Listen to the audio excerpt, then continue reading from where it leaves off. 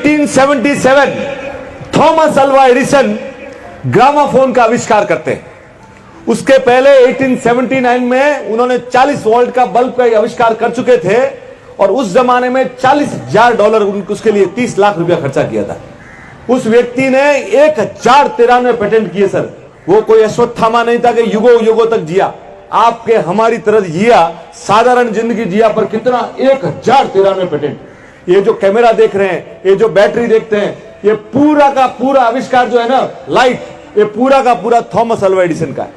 तो जब उन्होंने ग्रामाफोन का आविष्कार किया ना, तब उनके मन में आया कि यार इसके ऊपर जो पहली आवाज मुझे रिकॉर्ड करनी है ना, वो दुनिया के सबसे प्रतिष्ठित और सबसे जानकार आदमी की आवाज में इसमें रिकॉर्ड करूं, ताकि आने वाली जनरेशन से ना उसको सुन सके। तो उन्होंने सेलेक्ट किया फ्रेडरिक्स मैक्स मुलर को। उनको उन्होंने लेटर लिखा कि सर मैंने ग्रामाफोन का आविष्कार किया है, मैं चाहता हूं कि आपकी आवाज इसमें रिकॉर्ड करूं। वो ताज्जुब किया, वो बोला सर आप आ जाइए। तो थॉमस अल्वा एडिसन शिप में बैठ के कहां गए? लंदन। और वहां पे यूरोप के सब विद्वानों को एक समारोह में इकट्ठा किया गया।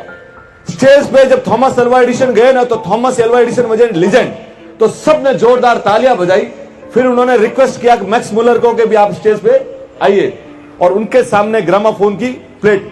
अब पूरी दुनिया पहली बार कोई आवाज रिकॉर्ड करती हुई देख रही थी। तो जैसे ही वो खड़ा किया गया वहां पे और उन्होंने कुछ बोला तो लोग सुन रहे हैं। उन्होंने जो आवाज सुनी, उस आवाज पे जबरदस्त तालियां बजी कि यार क्या बात हो रही है। उस प्लेट को वो लेके गए लैब में और दोपहर को वो वापस लेके आए। लेके आके स्टेज पे उन्होंने वापस उसको, और उसके अंदर से जब आवाजें आई तो पब्लिक ने खूब सारी तालियां बजाई। तब मैक्स मुलर स्टेज पे आए और मैक्स मुलर ने कहा कि ये जो मैंने रिकॉर्ड किया है, आपको कुछ मालूम पड़ा क्या? क्या बोला? तो यूरोप के जितने विद्वान बैठे थे, फ्रेंच जानते थे, लैटिन जानते थे, अमेरिकन जानते थे, इंग्लिश जानते थे, ग्रीक जानते थे, पर संस्कृत कोई नहीं जानता था। क्या करता था? क्या करता था? संस्कृत कोई नहीं जानता था। तब उन्होंने बोला कि मैंने अभी जो इसके अंदर रिकॉर्ड किया है ना, वो मानव सभ्यता का सबसे पहला रिटन वर्ड ऋग्वेद। आप सोचिए 10,000 साल पहले का बोला, ऋग्वेद का पहला श्लोक है, अग्नि मिले पुरोहितम यज्ञस्य देवम। ये पहला श्लोक है जो मानव सभ्यता के पहला लिखा गया था। आप हिंदुस्तान के लिए क्लैप कीजिए सर कि कैसा देश है। जिस समय पूरी दुनिया कपड़े पहनना भी नहीं जानती थी, गुफाओं में रहती थी, शिकार कर रही थी, तब भारत में इतनी उन्नत सभ्यता थी जो रिटन वर्ड्स लिखना जानती थी 10,000 साल पहले भी। तब वो सुन के ताज्जुब कर गए, और जब वो वापस बजा गया तो आप सुन के ताज्जुब करेंगे, खुश हो जाएंगे कि पूरा स्टेडियम है ना खड़ा होकर ताली बजाई कि ये मानव सभ्यता का पहला वर्ड है, अग्नि मिले पुरोहितम यज्ञस्य देवम। ये हिंदुस्तान के लिए बड़ी फख्र की बात है कि जब दुनिया में कोई नहीं जानता।